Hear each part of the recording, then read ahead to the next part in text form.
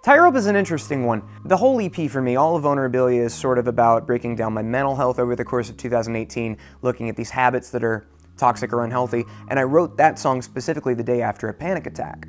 And sort of this same lesson I kept learning and learning and learning again, that I can't overload myself. You've got to breathe, you can't take things too seriously, but I didn't really internalize that much at the time. That was the first song I wrote with my buddy Ryan Creamer. We also wrote Passin' Through on the EP.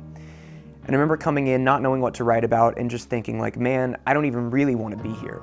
I don't really want to be in this room right now. I actually really just want to be at home in my bed, meditating, figuring out how the hell to not take things so seriously. And he said, well, let's just write about that. It was very vibey, and it was very ethereal when we first came up with it. It felt a lot more, I think, electronic than the final version of the record, more four on the floor, my boom, boom, boom. It just worked. And I remember the verses kind of coming out pretty effortlessly. This walking my mind like a tightrope, playing both sides. We're both listening to a lot of trap R&B at the time, so that triplet flow was very in at the top of 2018, which I think is cool that on the final EP it gets subverted into this more kind of Coldplay, more indie rock feeling thing instead of being so on the nose about the R&B influence.